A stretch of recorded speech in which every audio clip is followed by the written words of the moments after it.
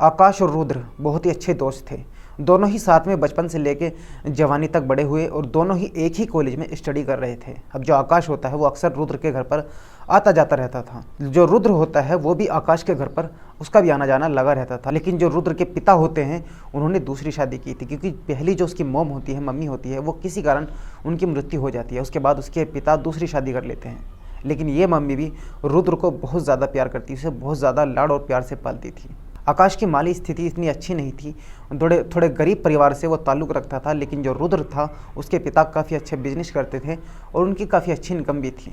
इसलिए जो आकाश होता है अक्सर उसे परेशानियों का सामना करना पड़ता है। और इसी को लेकर एक बार उसके सामने एक ऐसी परेशानी आ जाती है जिससे वो दिन रात परेशान रहने लग जाता है। जो रुद्र की मम्मी होती है जब आकाश से पहली बार मिलती है तभी से उसे वो पसंद आ जाता है और वो उसकी तरफ को अट्रैक्ट होना शुरू हो जाती है। वो सोचने लग जाती है किसी भी तरह इससे रिलेशनशिप में आया जाए। अब जो आकाश होता है उसे एक परेशानी आ जाती है। दरअसल होता क्या है, उसकी वो कॉलेज की जो फ़ीस होती है वो नहीं दे पाता, जिसकी वजह से जो कॉलेज वाले होते हैं उसे एग्ज़ाम में बैठने के लिए मना कर देते हैं। अब वो बहुत परेशानी से जूझ रहा होता है। वो किसी तरह उस फीस का इंतज़ाम करने में लग जाता है कि कुछ भी हो जाए मुझे कॉलेज की फ़ीस देनी ही है। जब उसके आसपास कोई उसे नज़र नहीं आता कि आखिर कैसे फ़ीस जमा करूं, उसके घर पर परिवार की भी स्थिति ऐसी नहीं थी कि कॉलेज की फ़ीस जमा कर पाए, इसलिए वो अपने दोस्त रुद्र के घर पर भी नहीं जा पाता। जो रुद्र की मम्मी होती है उससे पूछती है कि आकाश जो तुम्हारा दोस्त है वो घर पर क्यों नहीं आ रहा, आखिर वजह क्या है, मुझे लगता है उसे कोई परेशानी है। तो रुद्र कहता है कि वो अपनी परेशानी किसी से शेयर नहीं करता, लेकिन फिर भी मैं आपको बता देता हूँ। दरअसल रुद्र अपने कॉलेज की फ़ीस नहीं दे पाया, जिसकी वजह से बहुत ज़्यादा परेशान है। कॉलेज वाले हो सकता है अगर फ़ीस ना दी उसने तो उसे एग्ज़ाम में भी बैठने ना दें।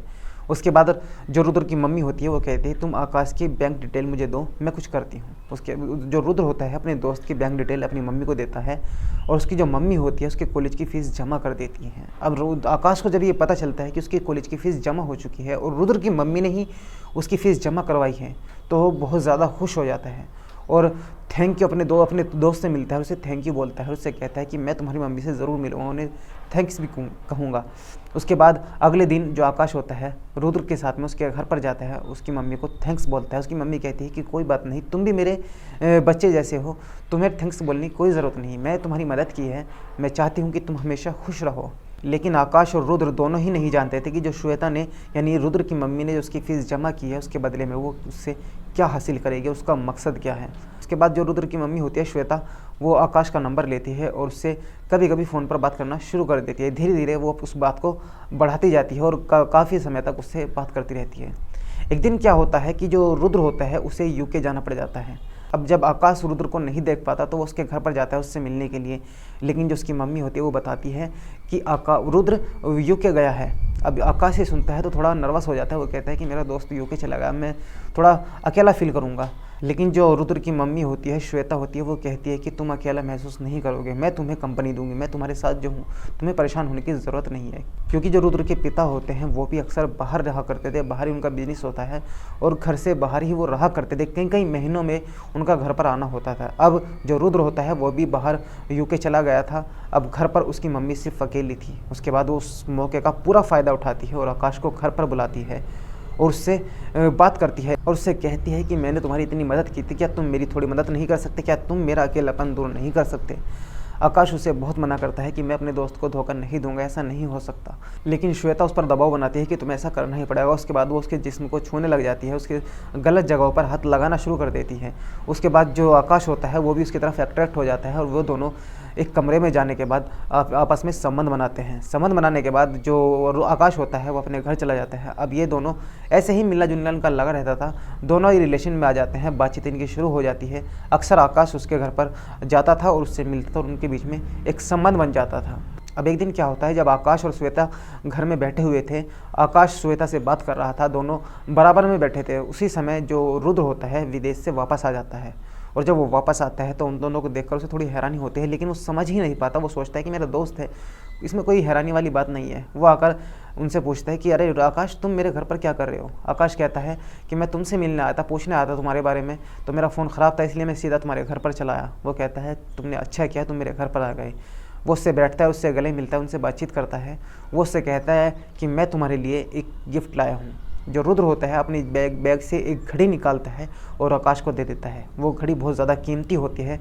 आकाश उसे देखते ही खुश हो जाता है। वो कहता है कि ये तो मेरी फेवरेट घड़ी है, तुम्हें कैसे पता चला कि मैं इसे ज़्यादा पसंद करता हूँ? रुद्र कहता है कि मैं अपने दोस्त की सारी पसंद जानता हूँ और मैं ये भी जानता हूँ कि मेरे दोस्त को कैसे खुश करना है। आकाश वो घड़ी लेता है और कुछ देर वे आपस में बात करते हैं। उसके बाद आकाश अपने घर चला जाता है। उसके बाद घर जाने के बाद जो आकाश होता है रुद्र की मम्मी को फ़ोन करता है, यानी श्वेता को फ़ोन करता है और उसे बाहर कहीं मिलने के लिए बुलाता है। और वहाँ पर उसे बुलाने के बाद उससे कहता है कि अब हमारा जो रिलेशन है वो आगे नहीं चलेगा, मैं तुमसे और ज़्यादा बात नहीं करूँगा, हमें ये जो भी चल रहा है हमें यहीं बंद करना पड़ेगा।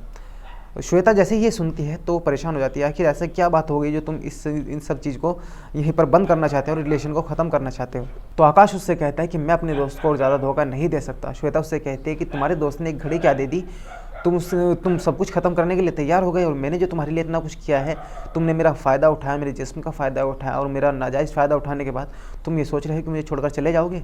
आकाश कहता है कि मैंने तुम्हारा कोई फ़ायदा नहीं उठाया, जो भी हुआ है तुम्हारी मर्ज़ी से हुआ है, तुमने खुद अपनी मर्जी से सब कुछ किया है। आकाश उससे मिलना जुलना बंद कर देता है। अब जो श्वेता होती है लगातार आकाश पर फ़ोन करती है, उससे मिलने की कोशिश करती है, लेकिन आकाश उससे नहीं मिलता। अक्सर जो अपना उसका दोस्त होता है रुद्र होता है, उससे वो बाहर मिला करता था, उसके घर पर नहीं जाता था। एक दिन क्या होता है, आकाश रास्ते से जा रहा था तो रुद्र उसे मिलता है। तो वो कहता है कि चलो तुम्हें घर पर चलना पड़ेगा और थोड़ा इन्जॉय करेंगे, मैं एक मूवी लाया हूँ, उस मूवी देखेंगे और इन्जॉय करेंगे। आकाश उसे बहुत मना करता है, लेकिन फिर भी जिद कर रुद्र उसे अपने घर पर ले जाता है। घर पर ले जाने के बाद वो दोनों मूवी देखने लग जाते हैं। तभी जो उसकी मम्मी होती है वो घर पर आती है और आते ही जब देखती है तो आकाश वहाँ पर बैठा होता है। अब उसे देखने के बाद वो खुश हो जाती है और रुद्र को वो किसी बहाने से घर से बाहर भेजती है कि मेरा कोई सामान मेरी सहेली के घर पर रह गया है, तुम जाकर वो सामान ले आओ। अब रुद्र जो सामान लेने उसकी सहेली के घर पर चला जाता है और आकाश जो श्वेता होती है आकाश से बात करती है कि तुम ऐसा नहीं कर सकते, हमारा रिलेशन ख़त्म नहीं कर सकते, तुम्हें मुझसे दोबारा बात करनी पड़ेगी और मुझसे मिलना जुलना जारी रखना पड़ेगा। आकाश उसे बहुत समझाता है और उसे कहता है कि मैं इस रिलेशन को नहीं चला सकता और तुम्हारे साथ कोई जिस्मानी ताल्लुक़ नहीं बना सकता, मैं अपने दोस्त को धोखा नहीं दे सकता। लेकिन वो उसके साथ में दबाव बनाती है, उन दोनों के बीच में नोक-झोंक होना शुरू हो जाती है। तो आकाश श्वेता से कहता है कि मैं तुम्हें सीधी सादी औरत समझ रहा था, लेकिन तुम तो बहुत ज़्यादा जाहिल और एक नीच किस्म की औरत हो। अब जैसे ही श्वेता ये सुनती है उसे गुस्सा आ जाता है और तुरंत आकाश के मुंह पर वो एक तमाचा मारती है। जैसे ही वो तमाचा मारती है तुरंत जो रुद्र होता है वो घर के अंदर आ जाता है। अब जैसे ही वो देखता है कि मेरी मम्मी ने उसे तमाचा मारा है तो वो अपनी मम्मी से पूछता है कि तुमने आखिर से तमाचा क्यों मारा? तो जो उसकी मम्मी होती है वो कहती है कि ये तुम्हारा दोस्त है, मैं तो इसे बहुत ज़्यादा सीधा साधा समझ रही थी, लेकिन ये तुम्हारे जानने के बाद मेरे साथ में गलत हरकतें करने लग जाता है और मुझे गलत तरीके से छू रहा था और मुझे संबंध बनाने के लिए फोर्स कर रहा था, ज़बरदस्ती कर रहा था मेरे साथ में। रुद्र जैसे ही सुनता है वो आग बबूला हो जाता है और वो अपने दोस्त यानी कि आकाश को बहुत ज़्यादा मारता है, पीटता है। उनके साथ में बहुत ज़्यादा मारपीट होती है, हाथापाई होती है। आकाश उससे बहुत ज़्यादा समझाने की कोशिश करता है कि मैंने ऐसा नहीं किया, जो तुम्हारी मम्मी है इसकी चाल है, इसने मुझे अपने जाल में फंसाया है और मुझे अपने रिलेशन में लाना चाहती है, मेरे साथ में जिस्मानी ताल्लुक़ बनाना चाहती है। लेकिन रुद्र उसकी एक नहीं सुनता और उसे मार पीट कर उसे घर से धक्के देकर बाहर निकाल देता है। उसके बाद जो आकाश होता है कई बार अपने दोस्त से मिलने की कोशिश करता है, उसे समझाने की कोशिश करता है, लेकिन रुद्र उसकी एक भी सुनने को तैयार नहीं था। जब आकाश बहुत ज़्यादा डिप्रेशन में आ जाता है, वो परेशान हो जाता है, उसके दिमाग में इस समस्या का कोई हल नहीं आता। उसके बाद आकाश जहर की गोली खाकर सुसाइड कर लेता है। काश अगर रुद्र अपने दोस्त की बात सुन पाता, उसे समझ पाता कि आखिर उसका दोस्त कहना क्या चाहता है और वो उसे समझा पाता, तो जो आकाश होता है वो आज ज़िंदा होता। इसलिए जो रुद्र होता है अपने दोस्त पर यकीन नहीं कर पाता और अपनी माँ पर उसे पूरा यकीन होता है कि मेरी माँ बिल्कुल सही है, उसने कोई गलत काम नहीं किया, जो भी किया है मेरे दोस्त ने किया है।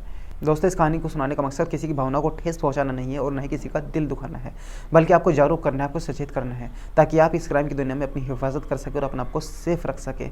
इसलिए सावधान रहे, सतर्क रहे। अगर वीडियो अच्छी लगी हो तो शेयर करें और वीडियो को लाइक करें, चैनल को सब्सक्राइब करें। तो मिलते हैं किसी और कहानी में, तब तक के लिए धन्यवाद।